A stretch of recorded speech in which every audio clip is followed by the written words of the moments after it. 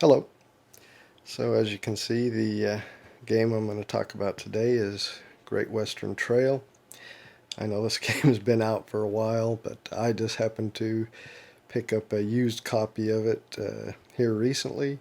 There is a new version of this that's just about to be released or is already released.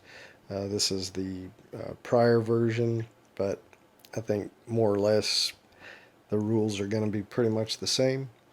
Um, anyway, like I said, I just picked up a used copy of this recently. I played it yesterday, so I'm going to go ahead and do a how to set up and play. Let's get started. Alright, as usual, first thing you do is unfold the game board and put it in the middle of the table.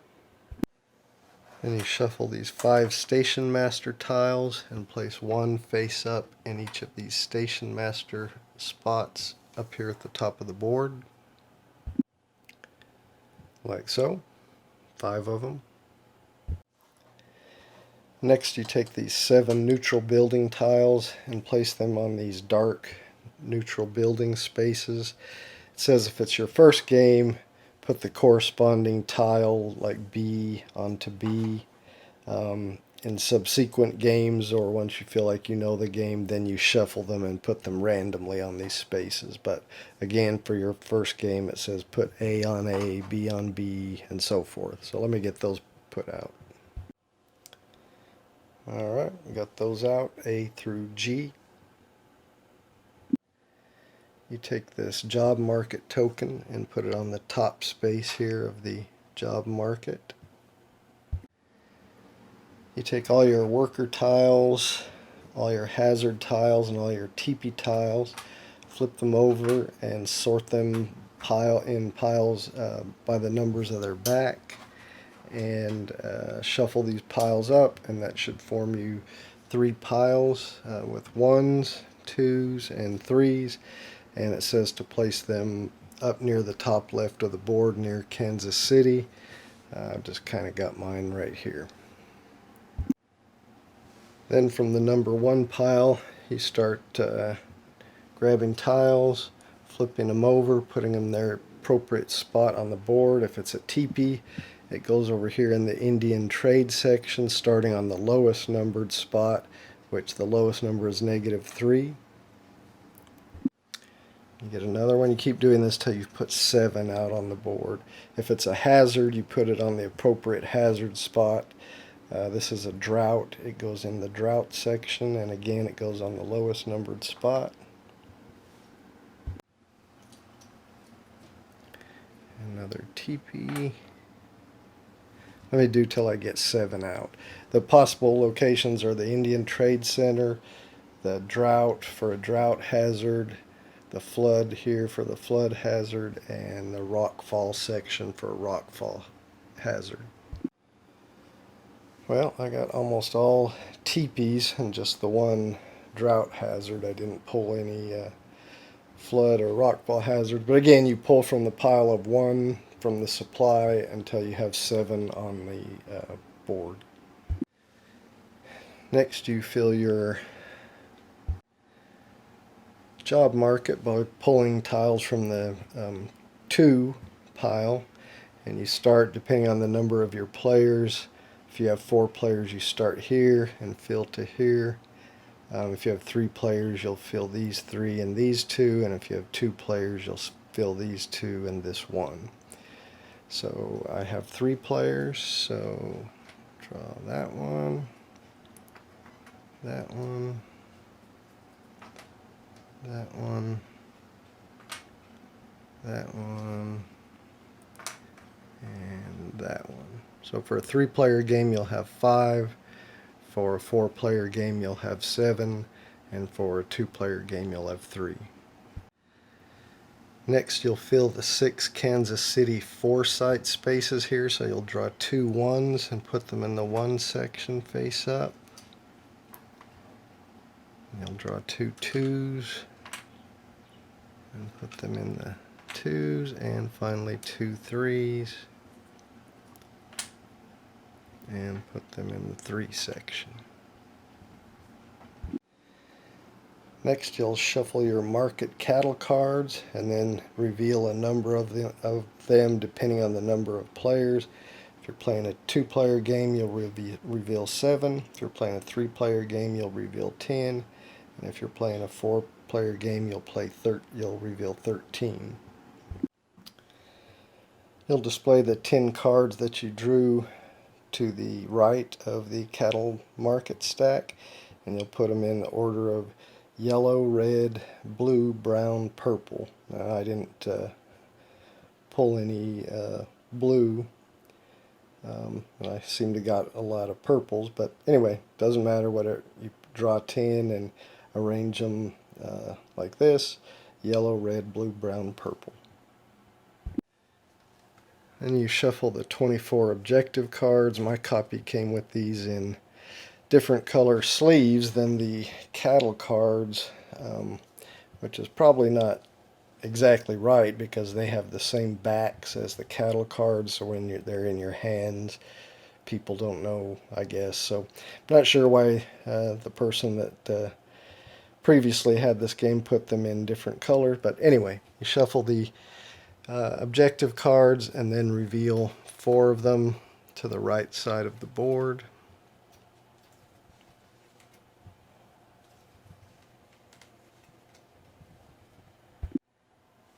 And then you place your coins within reach of all players. We got 5 value coins and 1 value coins.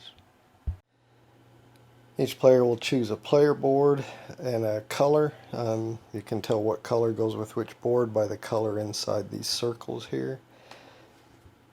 And then if you're playing with 3 or 4 players, then you'll also take one of these player count boards, flip it to the appropriate player count, 3 or 4, and then if I'm playing with 3, then you cover this spot, which on the mat is printed for 2, but if you're playing with 3, you just cover that up like that. If you're playing with 4, you would flip it to the other side. Then each player will take the 14 building tiles of their color and put them in ascending order above their player board. They're labeled sides 1 through 10, and then side A and side B. It said for your first game or first couple of games to play with the A side. After that, it said if you can choose one player to randomly flip each tile and come up with an A or B side for each tile, and then all the other players have to match what that player did. So everybody's tiles will be the same. You'll have either 1A or a 1B, 2A or a 2B. All players will have the same tile. Like everybody will have a 3B, or everybody will have a 5A. One person can't have their tiles different than everybody else. But anyway, for the first few games it said play on the A side. Then each player will take their 14 player discs and place them on the colored spots on their player mat, like so.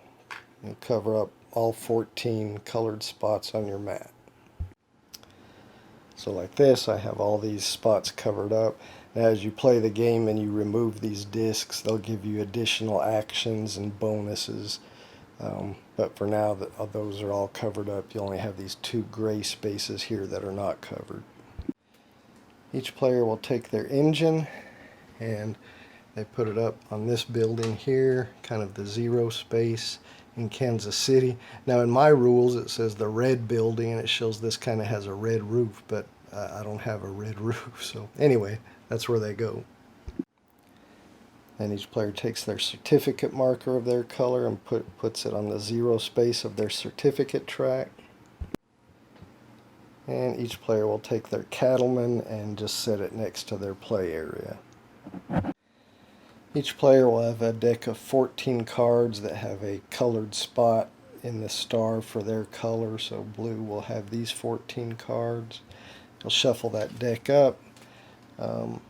The rules say to put your draw deck to the left of your player board. I'm kind of short on space on this table that I play on, so for the blue player anyway, his draw deck is going to be up here, And then you draw 4 cards into your hand.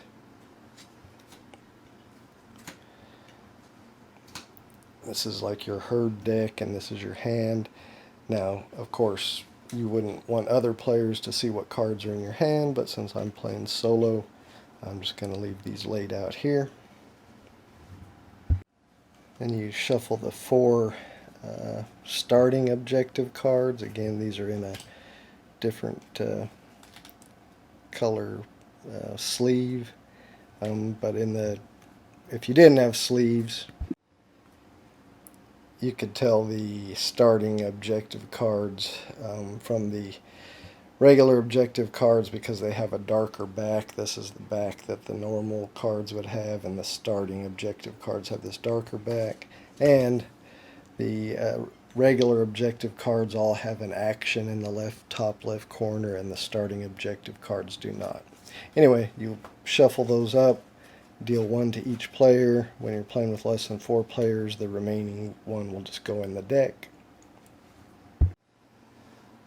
The rules say to place your starting objective card beneath your player board. Again, I don't have any room beneath my player board, so I'm putting mine for the blue player here, for the yellow player here, and for the red player up here. But again, the rules say to put it beneath your player board. Finally, use some method to determine your starting player. I'm just going to use blue as my starting player like I always do. They get 6 money. The player to their right, the second player, will get 7 money, which is going to be red. And the next player, would get 1 more 8 money for yellow. If you were playing with 4 players, the final player would get 9. It says these are dollars in the game, but I don't know. They're not really dollars since they're coins. But anyway, that's it. And we're set up and ready to play.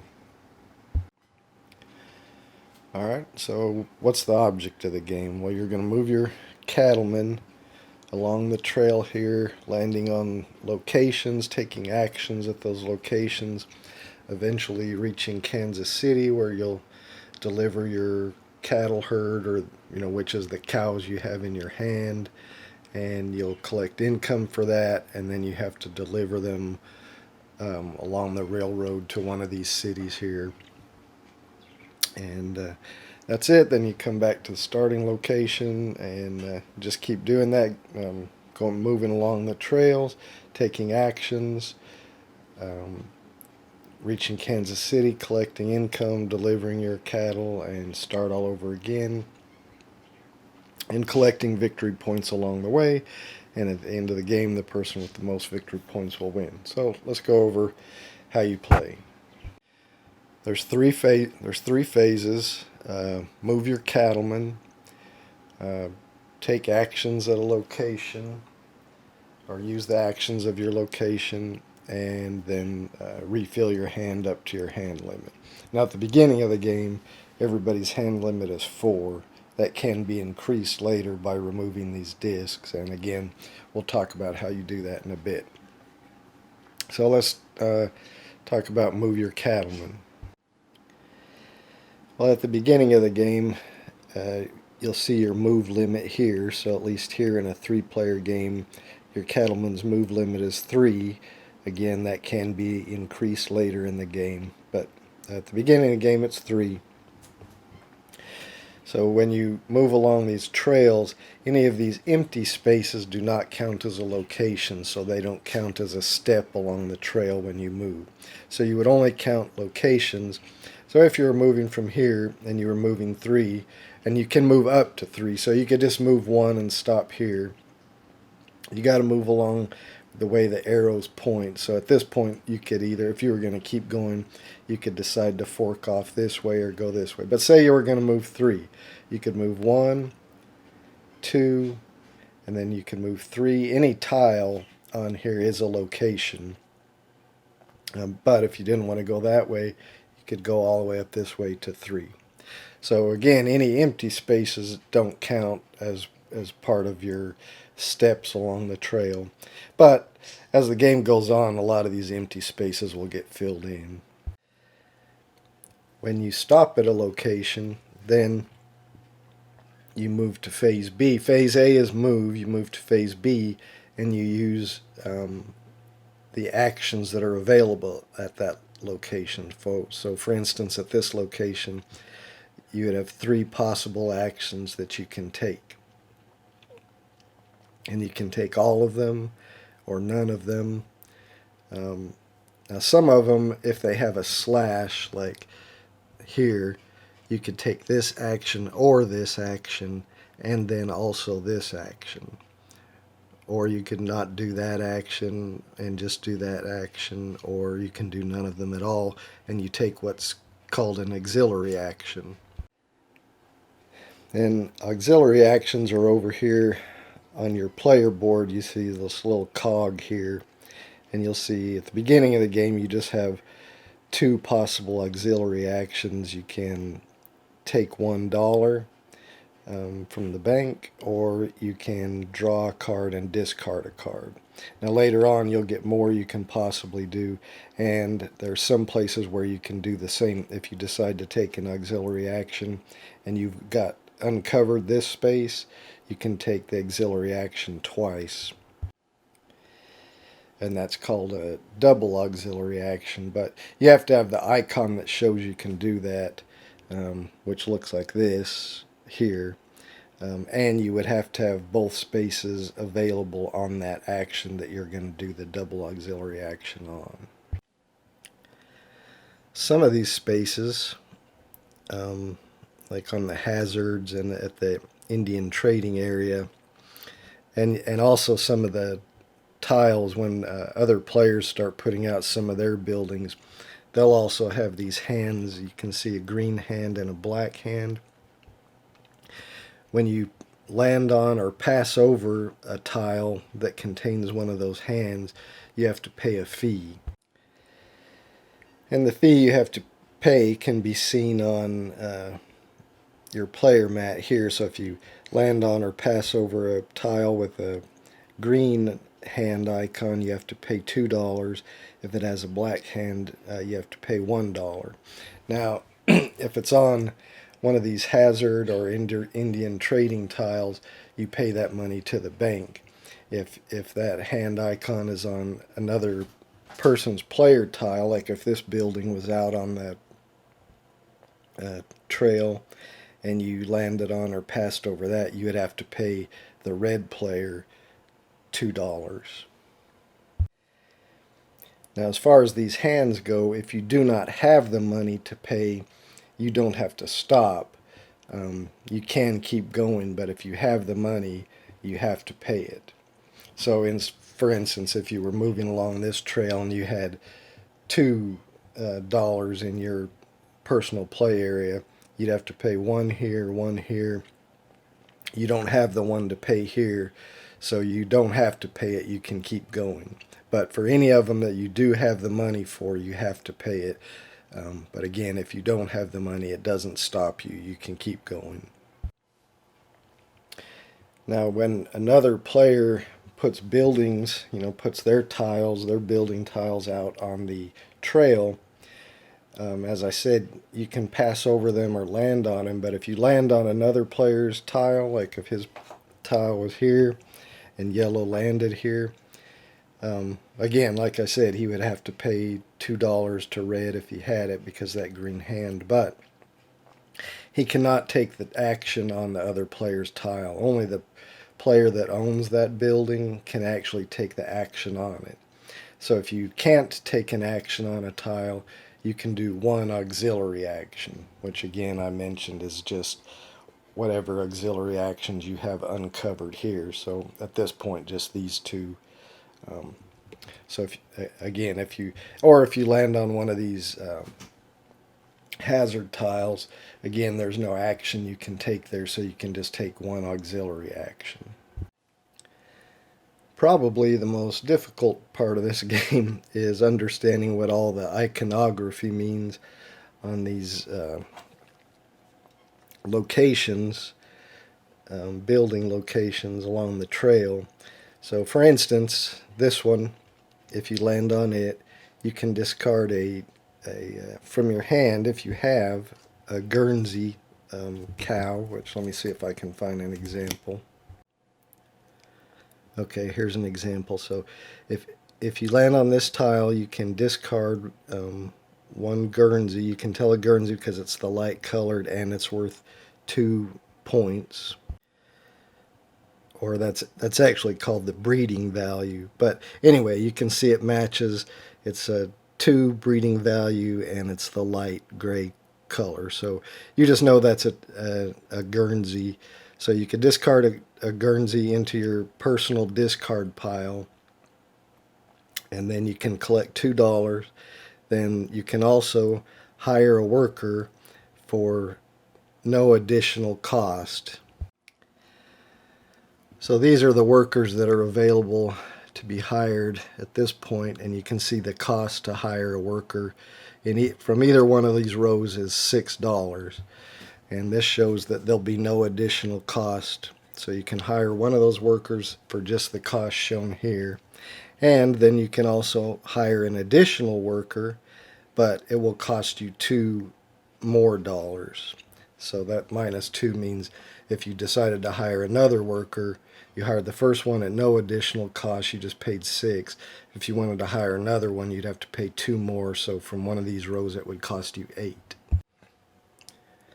So again, if you land here, you can do all 3 of these actions, none of these actions, just any of these actions in any order, or you could do none of those actions and then just do one auxiliary action. Now I'm not sure if in later versions or the newest version there's like a cheat sheet or something that shows what all this iconography means. But in the game that I got, there wasn't. You just have to flip through the rules until you find the area that happens to show that icon. Now there is an area that shows most of the tiles, but sometimes, there's iconography in little other areas that, or maybe up here, that you're not sure. So you got to flip through the rules to find it. It's not too hard, but it just kind of would have been nice if there was one sheet that showed what all of it means in one place. So let's talk about the iconography on all the other neutral tiles. So on this one, you would discard a cattle with the 2 breeding value that's green, so that's this Dutch belt cattle. So if you have one in your hand, you can discard it to your personal discard pile for $2 from the bank, and then you can also build a building. So let's talk about how that works. So the personal buildings you have in your area that you can build all have a value up here in the upper left that shows the number of craftsmen that are required to build that building. Now you start with 1 cowboy, 1 craftsman, and 1 engineer, and those are just printed on your player board. So any of these buildings that cost just 1 craftsman, you could build those right off the bat because you start with 1 engineer. These buildings that require 2, 3, 4, 5 engineers, you have to acquire those engineers through hiring workers, which we talked about here. You could hire workers for the cost, and when you do that, when you acquire one off of this board and pay the cost, then you take that worker and put it on your player sheet. Now, some of these spots, when you lay a worker on top of them, you'll get an action you can take right away from laying a worker here. So if you placed a worker on this spot, you could discard a jersey. You can see that's a breeding value 1, and that's the only one that there is. So you could discard a jersey cow to move your certificate marker 1 along the certificate space, which we'll talk about what that's for later. But if you place a worker on that, you could do that. So again, as you place workers on your board, not only do they give you other bonuses like being able to build higher value buildings for craftsmen, but You can also get actions you can take immediately when you place a worker there. And if you get workers all the way over here, you can see at the end of the game they'll be worth victory points. Anytime you see this symbol, then that's a victory point symbol, so that will be worth victory points in scoring at the end of the game. So you'll notice all your buildings, if you put this building out, it's going to be worth 1 victory point. This one's going to be worth 3 if you built that at the end of the game, whereas this one be worth 13. You'll see it takes 9 engineers to build that, and you can only have 6. So how would you build that? Well, if you replace a building that you've already put on the board with a higher value building, you only have to pay have the difference in engineers. In other words, if you had a 5 value building that you had already built on the map earlier in the game and you wanted to build a 9 value building, well, the difference is only 4 workers. So you could replace your 5 value building with your 9 value building as long as you had at least 4 craftsmen. And you have to be able to pay the cost, which is how we got here in the first place. So let me go back to this action. You can build a building with this action if your worker's on this location, but you have to pay $2 for every craftsman that it costs to build that building. So for a building that only takes 1 craftsman to build, it just costs you $2. But for a building that costs you 3 craftsmen to build, you'd have to pay $6. Not only do you have to have 3 craftsmen on your player mat, but you have to pay $6 dollars, and then you could place that building on any available empty space on the board. So you could place it here or here, wherever you want to place it on an empty space on the board. All right, so let's look at some other actions. Again, these you just have to pay when you move over them. They don't have any action you can take. You can just take an auxiliary action if you land on one of them. But this next neutral tile, you'll see you can acquire 1 teepee tile from the Indian trade area here. You could take a blue or a green, so you could take either one of these. Now, when you take one, you put it in your play area, plus, like if you took this one, you would get $4.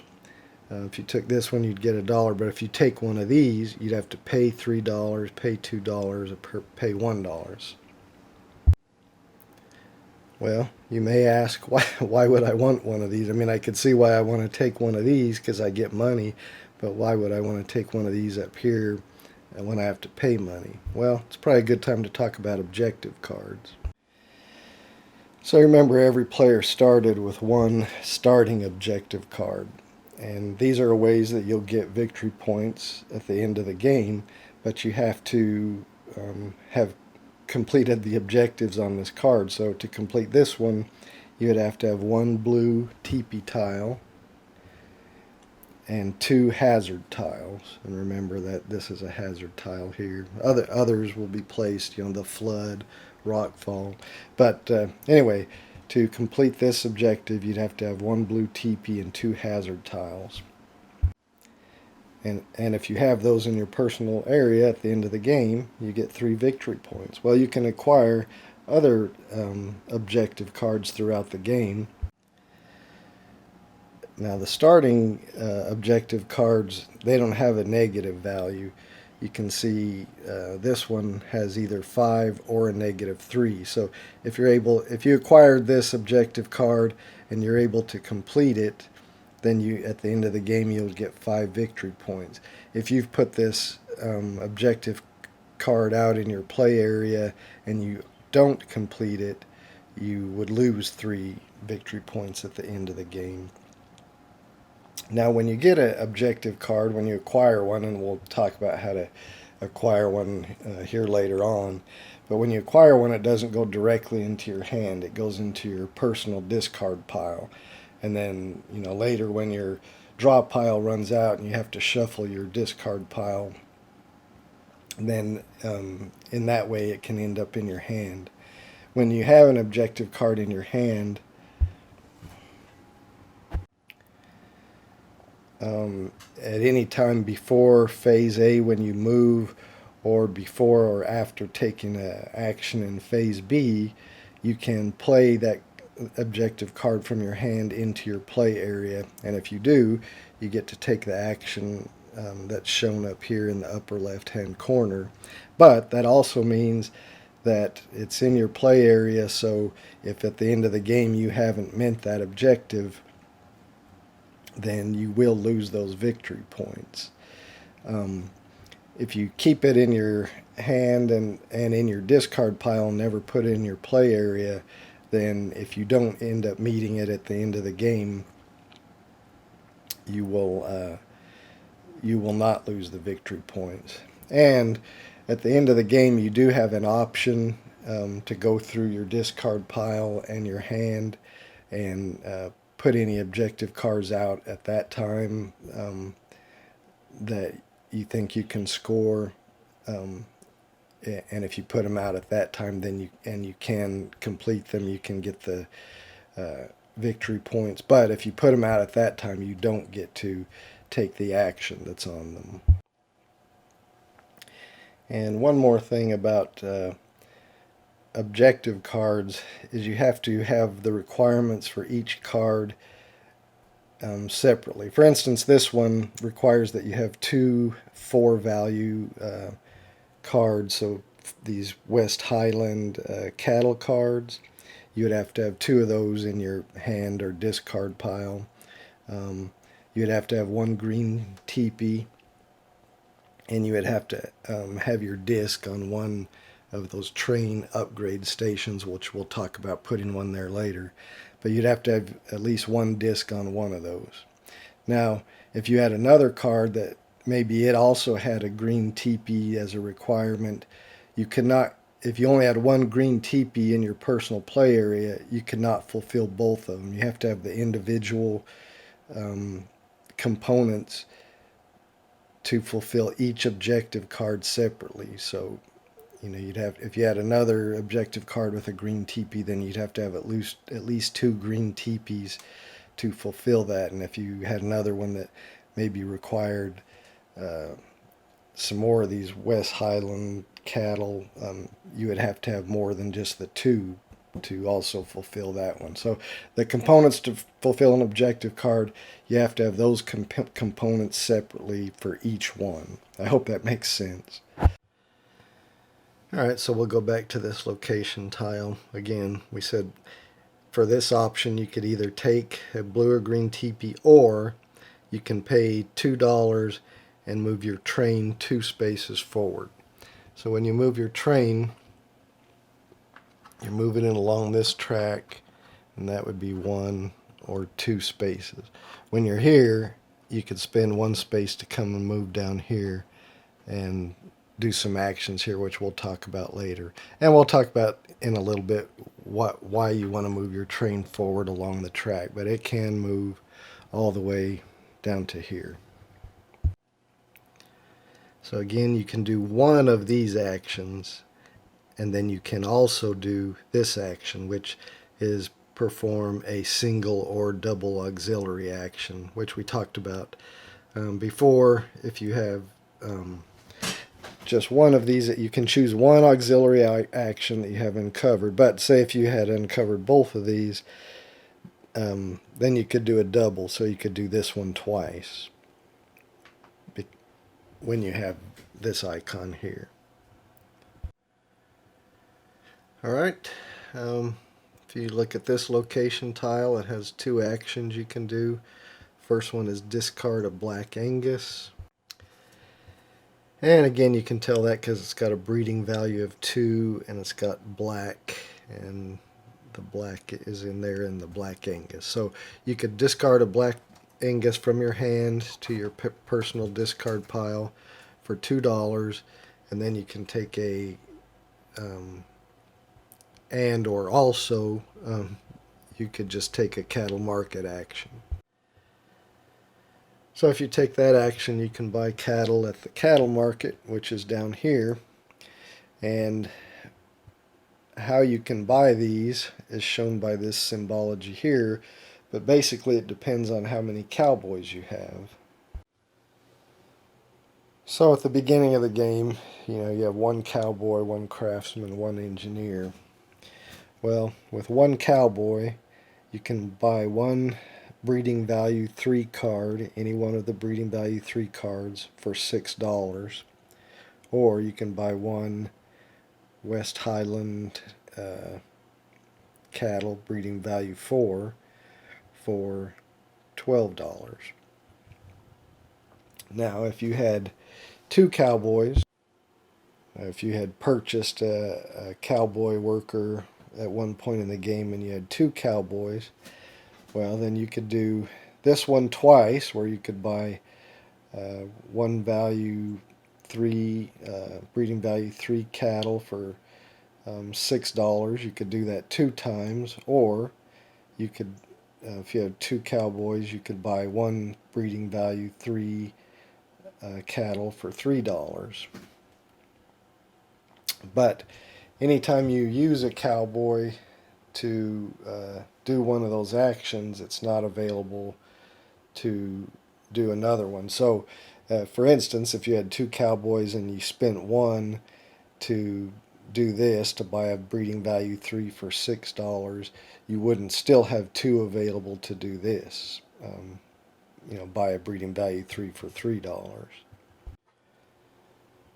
Or if you had three cowboys, you could do this one once. You could buy one breeding value 3 for $3, and since you'd still have one cowboy left, you could do this, where you could buy another breeding value 3 for $6, or you could just do this once, two breeding value 3s for $5. And so the other things you can do here is, if you have three cowboys, you could buy one breeding value 4 for $6. If you have 5, you could buy two breeding value 4s for $8. If you have 2, you could buy one breeding value 5 for $5. Or if you have 4, you could buy one breeding value 5 for $6. And remember, if you have more than that, you can split it. So if you have, 5 cowboys, you could do a 2 and a 3. But again, when you use cowboys to do one thing, they're used and you can't spend them to do, one of the other ones. One other thing you can do is, because this doesn't get refilled every time somebody buys cards from it, so there'll be several turns go by, possibly before this gets refilled. So cards will be taken out of here, and there may not be cards that you want there. So one of the actions you can do is you can spend one cowboy to draw 2 cards from the deck and add them in here to the row. Now, when I say you spend the cowboys, you don't actually lose them. Like, you don't spend a cowboy and lose it and it gets discarded. You just use it and it's not available. So if you had 3 cowboys and you spent one to do this, to add 2 more cards to the cattle market, then you would only have 2 cowboys left to do one of the actions to acquire cattle. Or you could then spend another one, put 2 more cards out there, but then you'd only have 1 left to do one of the actions to acquire cattle. So I hope that all makes sense. Alright, what other actions on these neutral tiles have we not talked about? This one, if you land here, you can either advance your certificate 1 on your board, which again would just move this forward 1. We haven't talked about what that's for yet, but we will. Or instead of doing that, you could get an objective card, which we already talked about, but we didn't talk about when you get one. So when you acquire an objective card, you can take one of the 4 that's on display, and if you do, again, you put it, as soon as you take it, it goes into your personal discard pile, and then you replace it with one from the draw pile. Or if you don't want to take one of these that's on display, you can just draw the top one from the draw pile. But again, it doesn't go into your hand, it goes into your personal discard pile. And then also, you can move your train forward a number of spaces depending on the number of engineers you have on your board. So again, you start with 1, so if you did this action, you could just move your train forward 1 space. But if you had 4 engineers, when you did this action, you could move your train forward up to 4 spaces. And this tile, well, we've already talked about that symbology. Move your train depending on the number of engineers, and or take a single or double auxiliary action if you can. And then this last neutral tile is you can discard two of the same breeding value cards, any two as long as they're the same, for $4. And or you can remove a hazard tile for $7. And when you remove a hazard tile, you take one of the hazards. Now, the hazard does not include one of the Indian trading tiles. It's either going to be the drought or the flood, which we don't have any out right now, or the rock fall. But you could remove it from the board. It goes into your play area, which it'll be worth victory points at the end, as you can see there. And it could be used if you have a objective card that requires you to have hazard tiles. It can be used to complete those. But again, it would cost you $7 to choose one to remove. So that's all the actions on those neutral tiles on side A anyway. Again, there's side B of those tiles, and then the player's tiles, there's a lot of those same actions on them and other one. I'm not going to go over all of them. It would take me too long, but you can see this action allows you to move your cattleman an extra 2 spaces. So after you took the action, if you landed on this tile and you're the yellow player, after you've taken these actions, then it would let you move another 2 spaces, land on another location tile, and then take the actions there, and so forth. So anyway, there's all the tiles have different possible actions on them. So you'll move your cattleman on your turn, along the trail. Eventually, you'll get to Kansas City where you have to stop, and you go on space 1 there.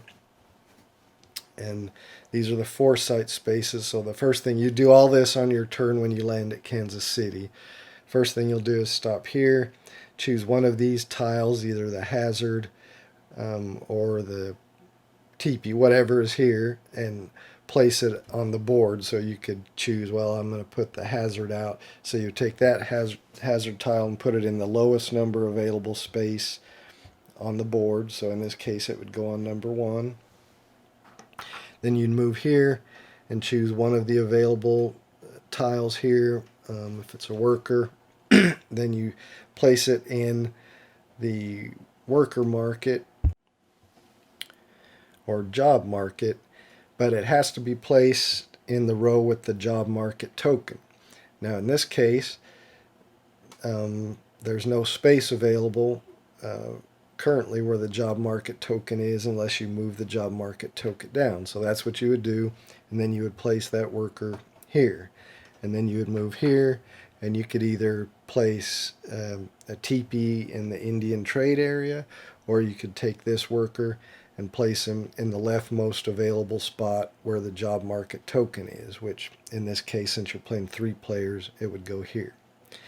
So eventually, as you put workers here, this job market token is going to move down.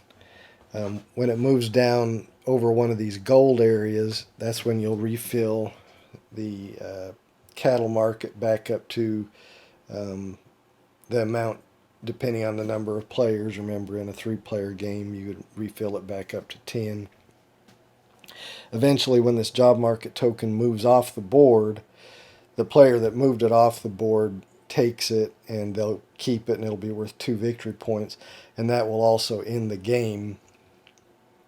And that player's turn will be over. Each other player in the game will get to take 1 additional turn, and then you'll go to scoring. But anyway, so after you've moved there and placed a tile out on the board or here in the job market, then you'll move here, and that's where you'll collect your income. Your income that you'll collect will depend on the cards you have on your hand. You'll get paid money for each unique breeding value card you have. So in this case, you would get 2 for the Black Angus, 2 for the Guernsey, 2 for the Dutch Belt, and 1 for the Jersey. So you would get $7 for that. If If this was your hand, you would only get $6 because you only get paid on the breeding value for unique cards. So even though you've got 2 Black Angus, you only get to count the breeding value for one of them. So you'd get 2 for this, 2 for the Guernsey, and 2 for the Dutch belt. So it doesn't give you an advantage to have more of the same type of cattle in your hand because you're only going to get paid for one of them. But we'll say this was our hand, so you'd get paid $7. So you'd take your $7, put it in your play area. It said the rules say to keep it separate for now, just so you know how many points you got or how much money you got when you go to the next step here. But no matter, whatever money you get, then you take your entire hand of cards, even if you had a objective card in your hand. You take your entire hand of cards and put it in your personal discard pile. All right. Then you will move up to the next step here, which is where you'll deliver your cattle. Now you can deliver up to a city depending on the number of points you got. So we got 7 points. So you could see we could deliver to Kansas City, Topeka, Wichita, and Colorado Springs. We couldn't deliver to Santa Fe because we would have had to gotten at least 8 points. So you choose a city you want to deliver to, that you can deliver to, and you'll notice that these cities have white boxes here. Some of them have dark brown boxes. So when you can take a disc from one of your white boxed discs or one of your brown boxed discs. Now the white ones can go on any color, but the brown ones, the ones that are in a brown box, can only go on cities that have a brown box. So in this case, we're going to Colorado Springs. So we could take, any one of these discs and mark it there. Now once you've delivered to a city, you cannot ever deliver to that city again. Now other players can. If yellow comes later and he says he's delivering to Colorado Springs, he can put his marker on top of that. But you can't deliver to Colorado Springs again. Now the only exceptions are Kansas City that has a value of 0. You can always deliver to that even if it has one of your discs. And San Francisco, you can always deliver to that even if it has one of your discs. And so you can see this is one of the ways that you can remove discs from your player board, therefore unlocking other actions that you could take. So, we could have taken any white disc off of here and placed it on there. So, in this case, since I took it from here, then it would allow me to do a double auxiliary action here when I landed on a space that allowed for a double auxiliary action, and I could take 2 coins instead of 1. If I would have taken this one instead of this one, then when I landed on a space with a double auxiliary action, it would allow me to do this one twice, which is draw a card and discard a card. I could do that 2 times.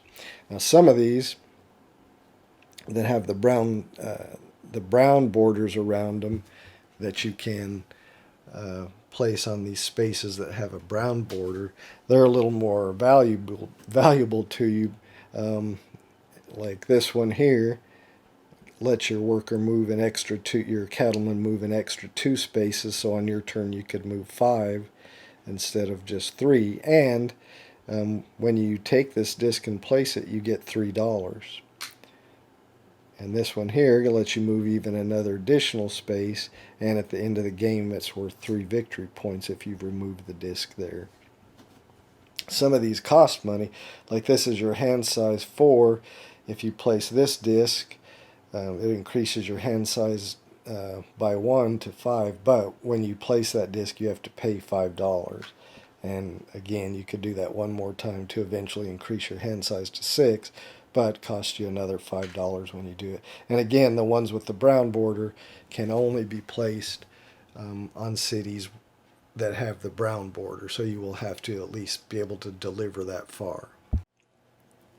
One thing I forgot to mention when we were calculating income, you can remember you calculate the unique cattle you have, their breeding value in your hand, so we came up with 7.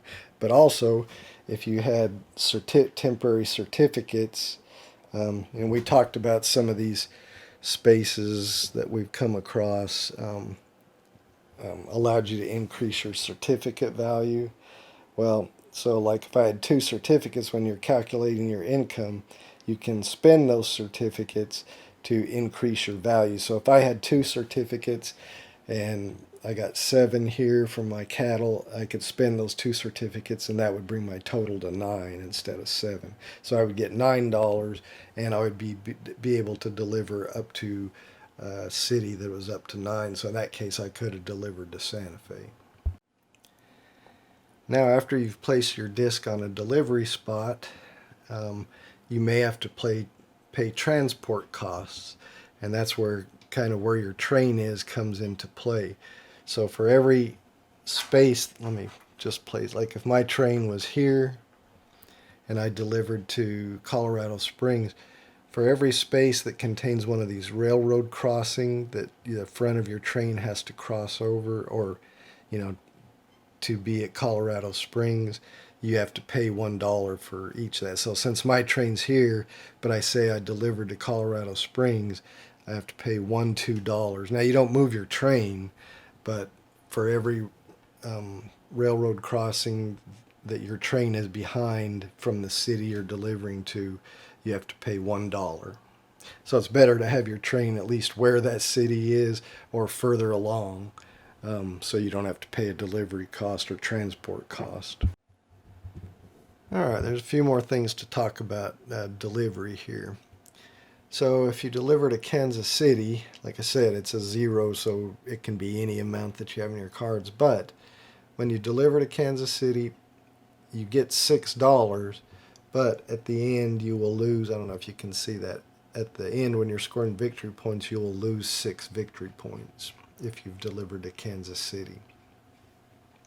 Now some of these, if you have a disc on both sides, like if you've delivered to Topeka and Wichita, once you place your second disc, so you have a disc on both sides, then you get this action. So at the end you're going to lose 3 victory points in scoring, but once you place the second disc that again completes that you've got one on both sides, you get to take an objective card. And the same, up here, if you have delivered to Wichita and Colorado Springs, at the end you're going to lose a victory point. Here, if you've delivered to both Colorado Springs and Santa Fe, you get to take an objective card. Here you get to take an objective card. And as you see, as you get further along, if you have discs on both sides, you'll actually get victory points at the end.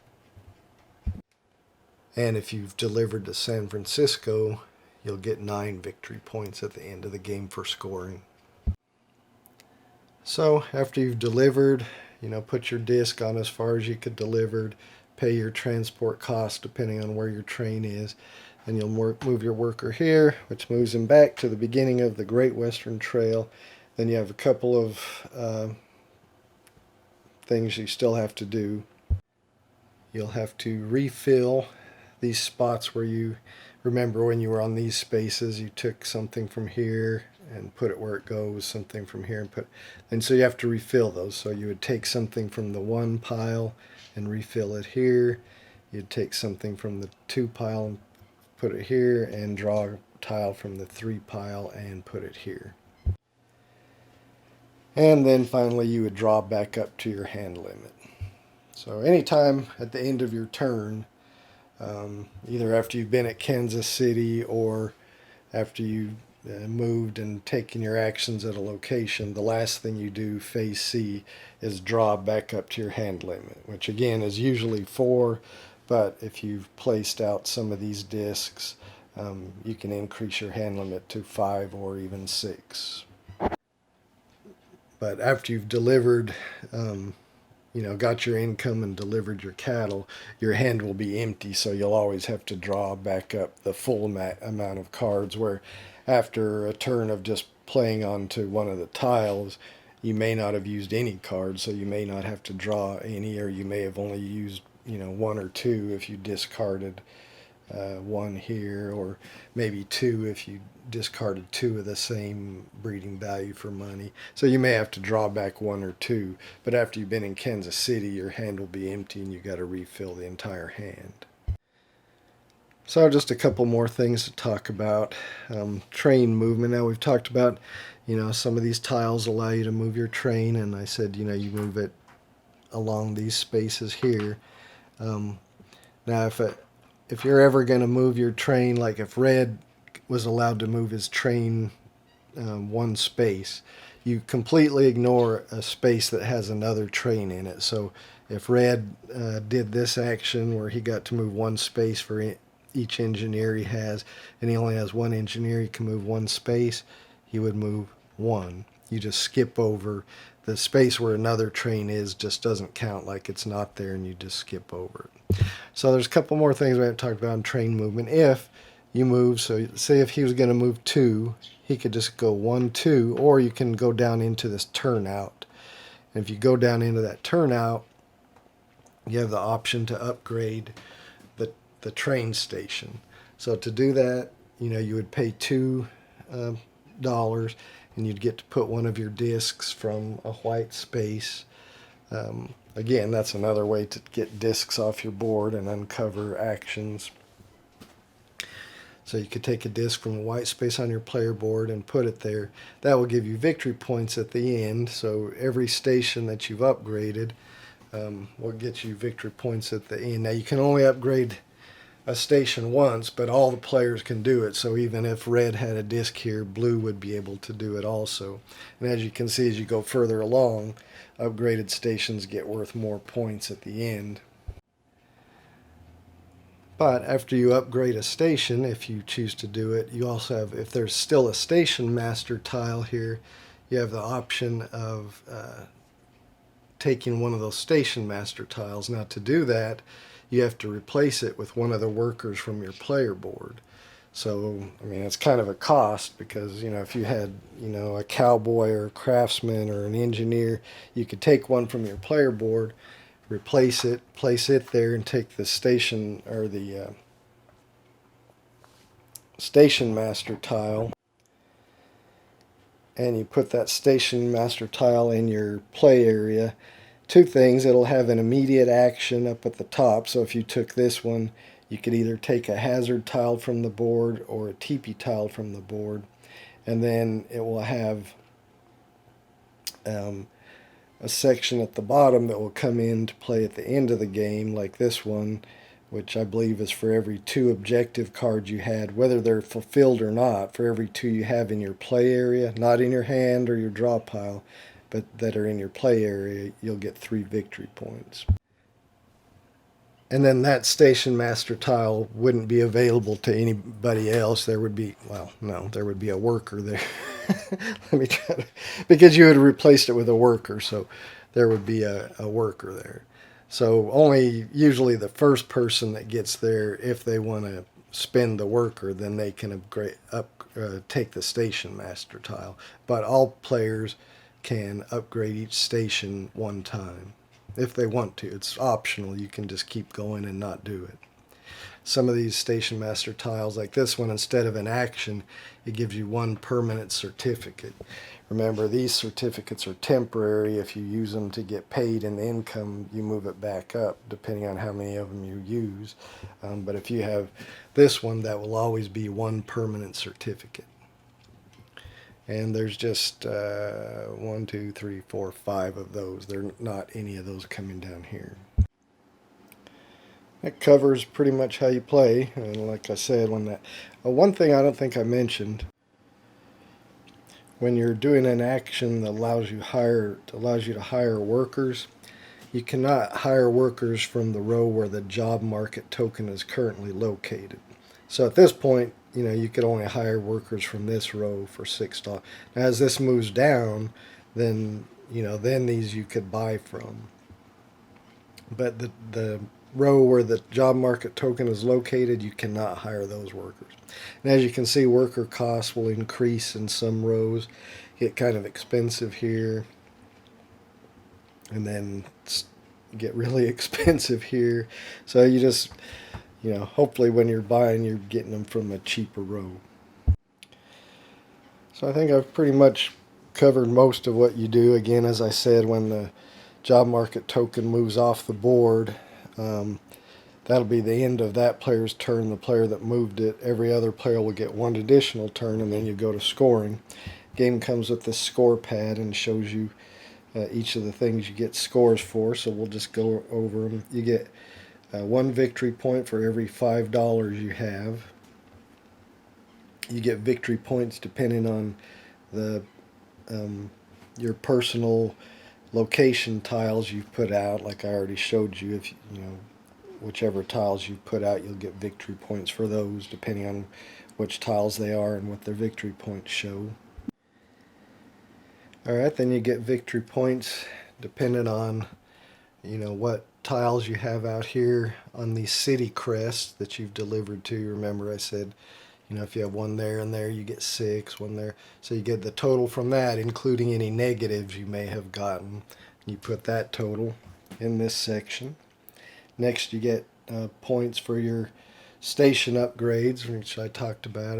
If you put a tile, a disc in one of these station upgrades, you get those victory points. So you put that total there. Next, you get victory points for any hazard tiles. Remember I said if you take hazard tiles like this one, that'll be worth 4 victory points.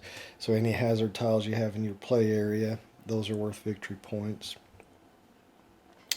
Your cattle cards will have, now your initial beginning hand that have your little star on them aren't worth any victory points. But any cattle cards you've got in your draw pile or your hand at the end of the game, you'll see that they're worth a various amount of victory points. So you'll total that and put that there. Then victory points from your objective cards. We kind of talked about how if you fulfilled those requirements on those, you get victory points. If you had one in your play area and you didn't fulfill it, it's negative victory points. So you put your total from that.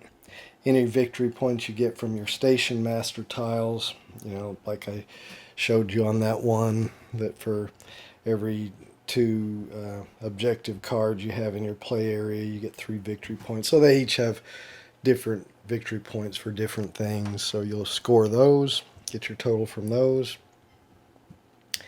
Then this one is if you've got any workers in these last 2 spaces on your player board, they're worth 4 points each if you've got them in there. That total go in there. Then this one, that one is if you removed this disc here to place it on the board, you'd get 3 victory points for that. And finally, as I mentioned, the player that moved the job market token off the board gets 2 victory points for that. You total it all up. Player with the highest score wins. Great Western Trail. So hopefully, I know that rules explanation was wrong. Hopefully not, long, not wrong. If it's wrong, I'm in trouble.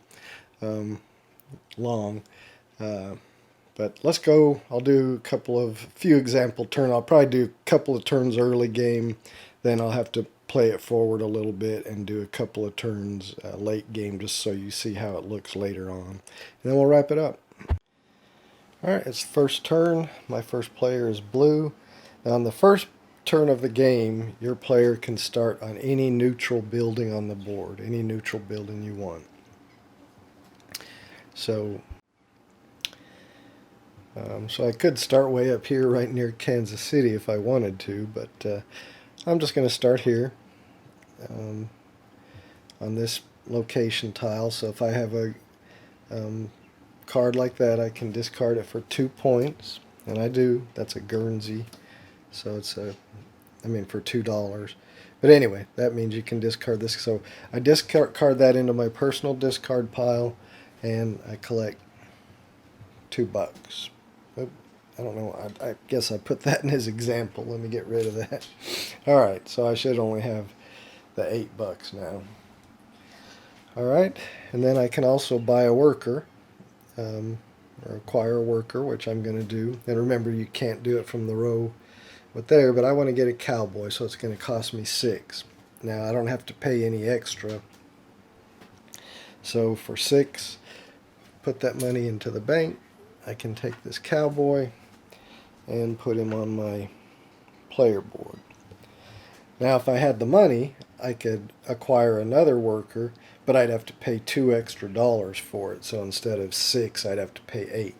But I've only got $2, so that's all I'm going to be able to.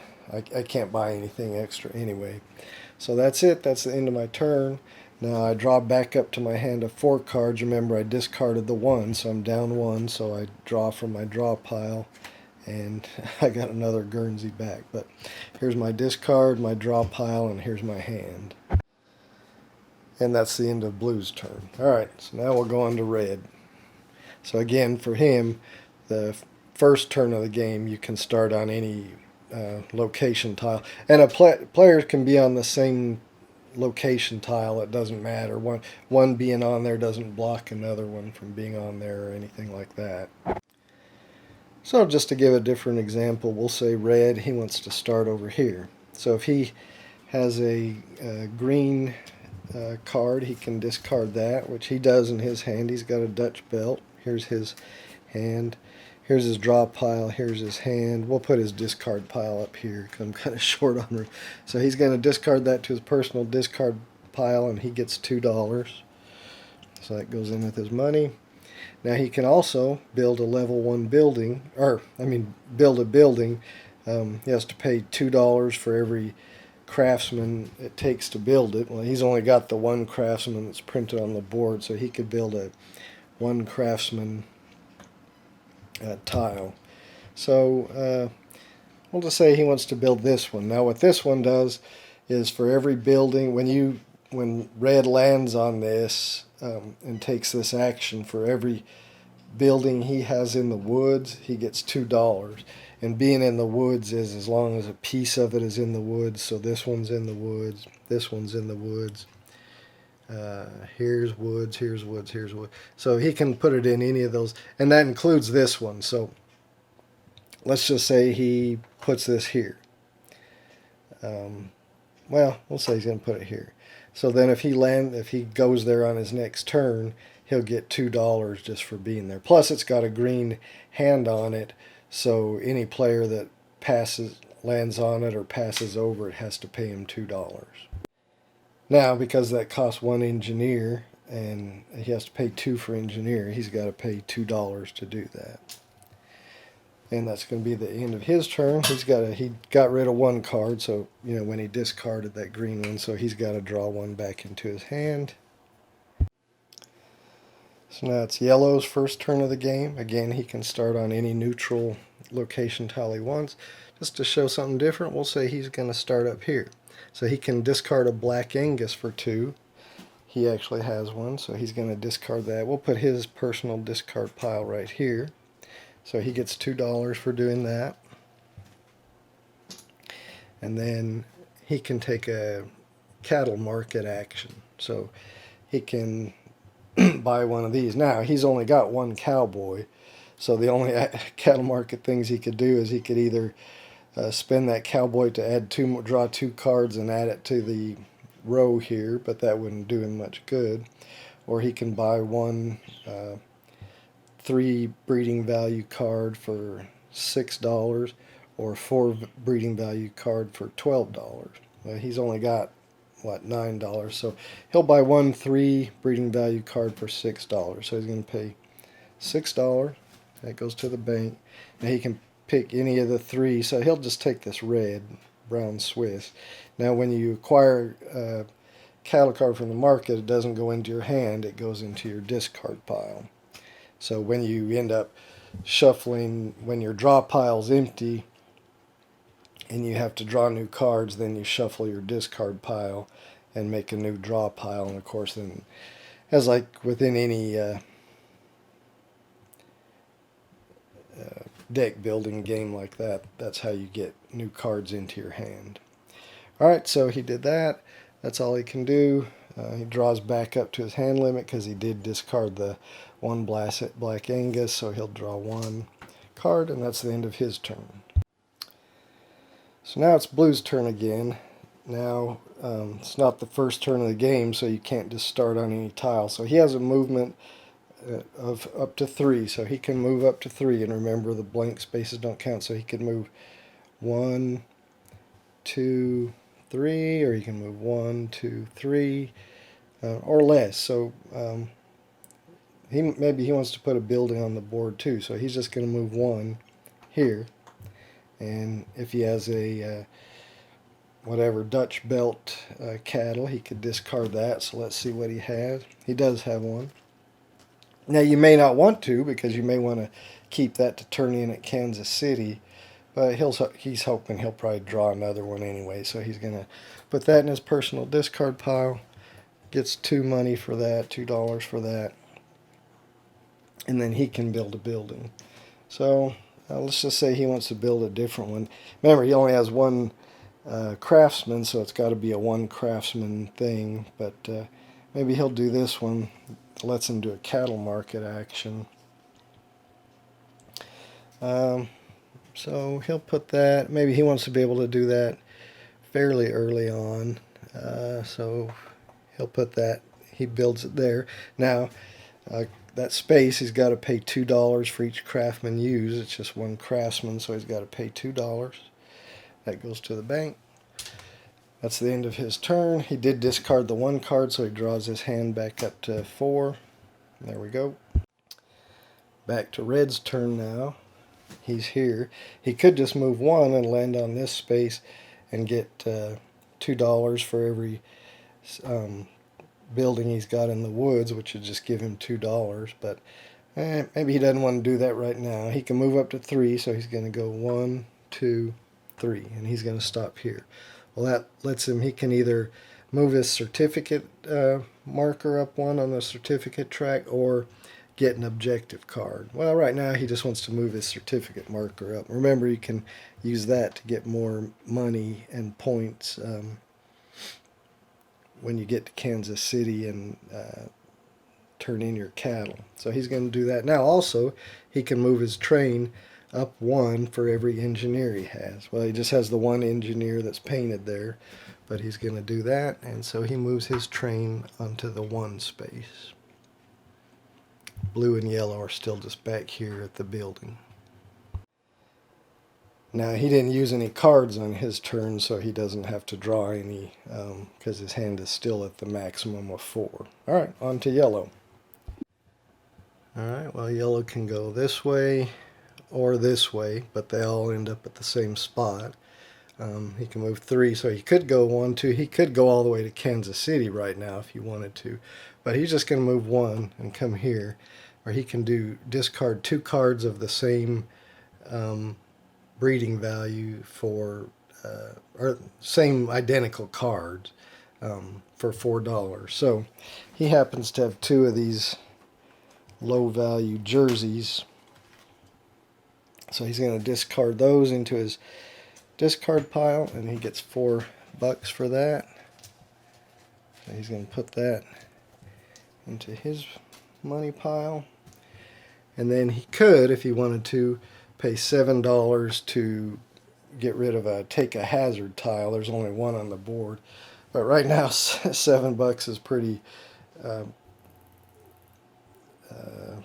precious to him, so he's not going to do that at this point.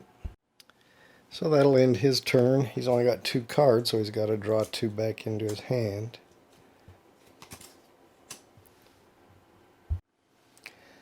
Alright, now we're back to blue. It's his turn. He's got to move. Now either way he's going to have to pay money, because if he moves this way to move up that way, he moves over a green hand, which he's going to have to pay $2. And if he moves this way and goes over red's tile, he's going to have to pay $2 to red.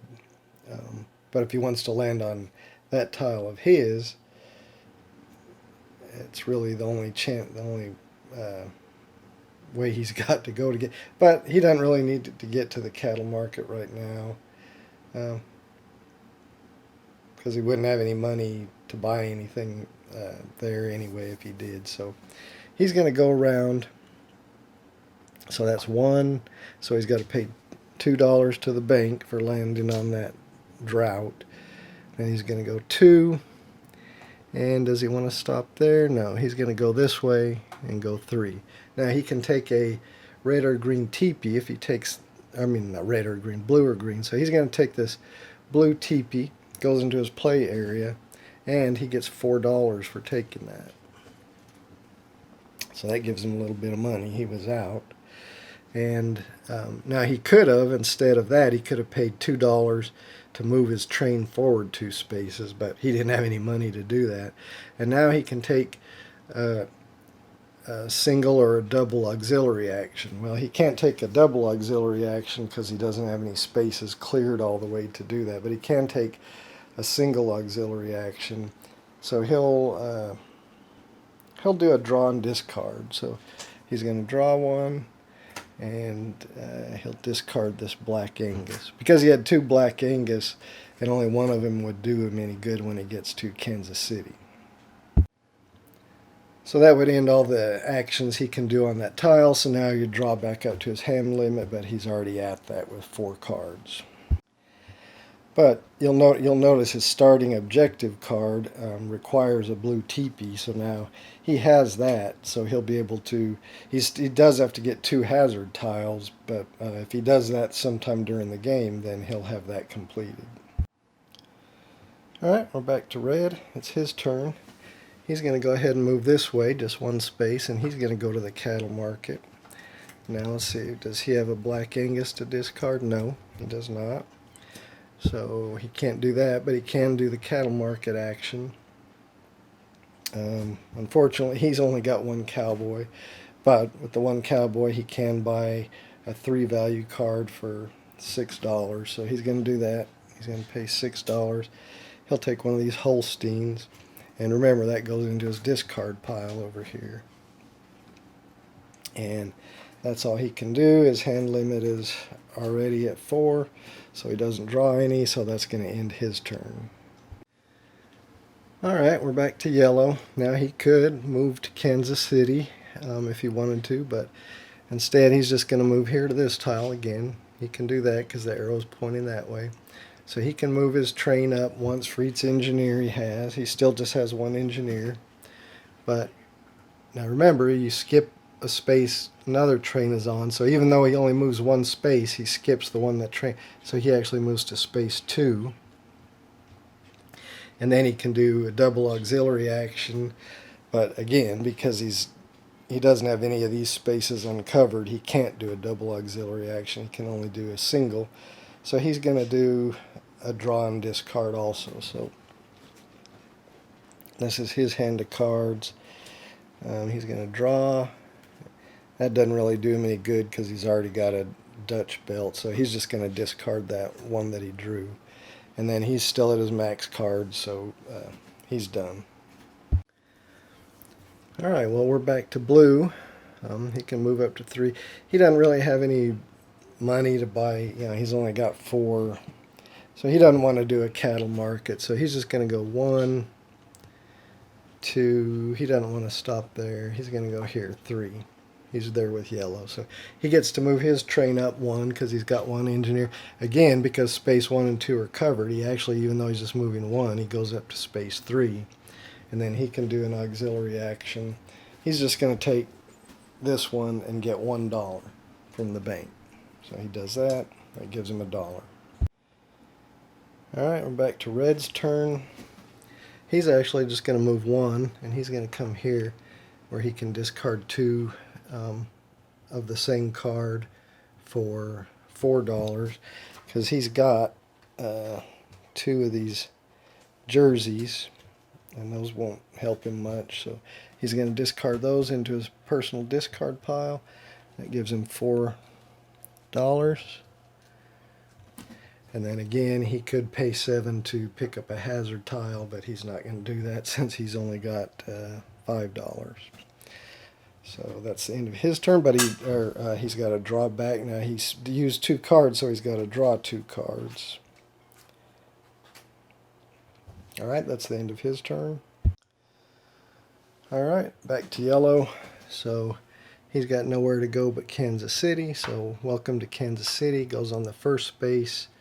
So he takes one of these and puts it wherever. So he can take a hazard tile or a teepee tile and put it out. He's going to take a teepee tile and put it out. It goes out on the lowest numbered space, which is where we took that 4. Then he moves to number 2. So now he can put an engineer or a craftsman out. Let's say he chooses this craftsman. Now remember, it has to go on the space with the job market token, so we've got to move the job market token down to make room, so it goes right there.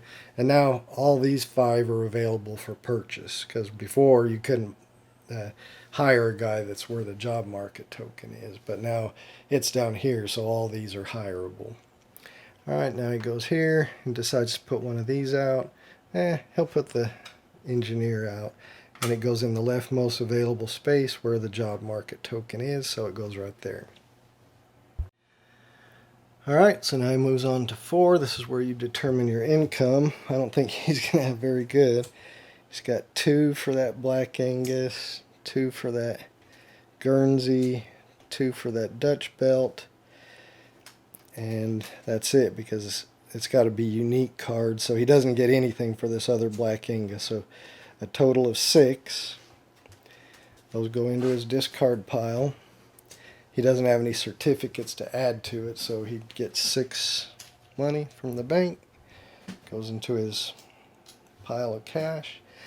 That's it. That's his income. Now he moves up here where he can deliver. So he can go up to 6 because he got 6 money. So he can go up to Colorado Springs. So that's probably what he's going to do. So it takes a white token. So he can take one from any of the white spaces. I'll just say he's going to take this one. So if he's going to do a double auxiliary action, he can do the draw and discard twice. So he's going to put that on Colorado Springs. Now, because his train, yellow, is 1, 2, 3 crossings behind that Colorado Springs, he's got to pay $3. That's why you want to move your train up. So he's got to pay $3 to the bank. That's it for that. Now he moves here, which takes him back to the beginning of the trail. And the final things he's got to do is refill this. So he grabs a 1 from the 1. Got to grab something from, oops, let me shuffle that back up. Got to grab something from the 2 and put it on the 2.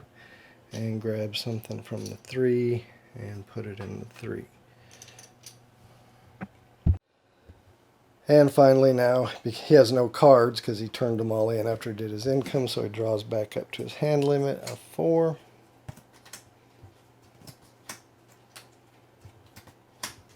And we would be back to Blue's turn. So I think what I'll do is now I'll just play ahead several turns and come back and do one more round, and then that'll probably give you a good idea of how everything goes. Alright, I've played ahead several turns, quite a few turns actually. So we'll go through one more round just from the state we're at now. It's Blue's turn. He's here.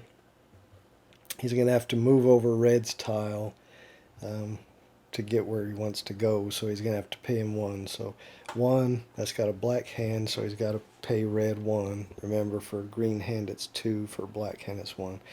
So he's got to pay Red 1, so that's 1. And then he's going to move here and go 2.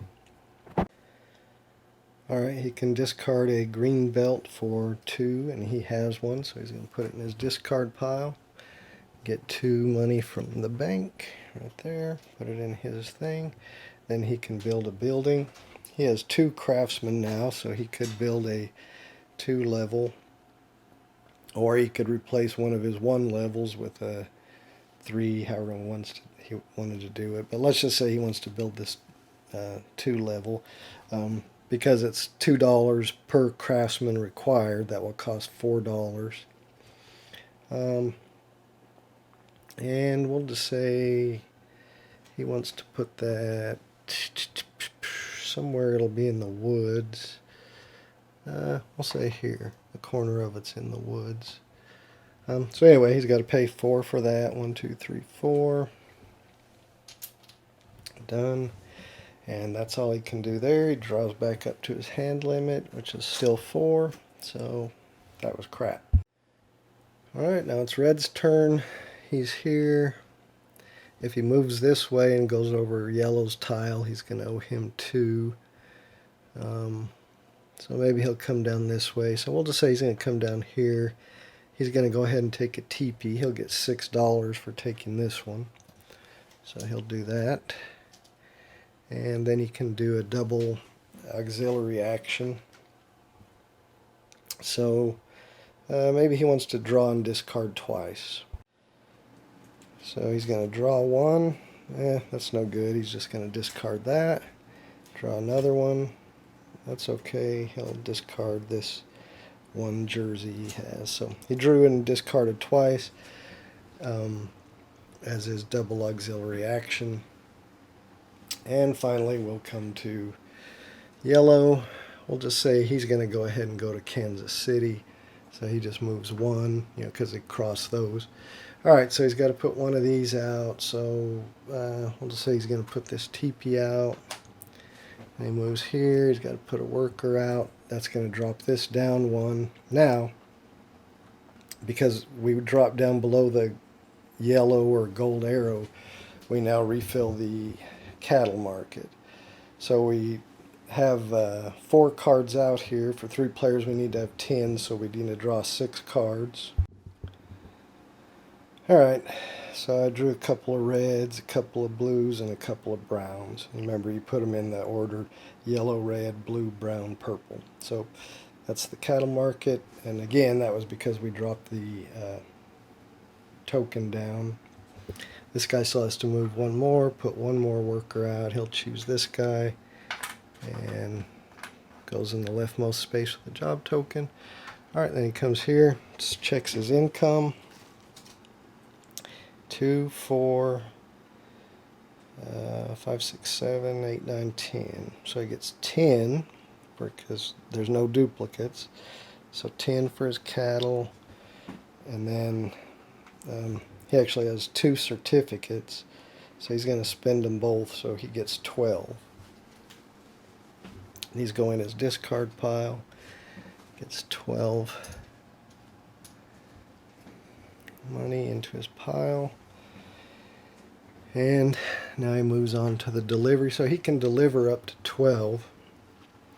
So you can see he can put one in Albuquerque or El Paso. He's going to go ahead.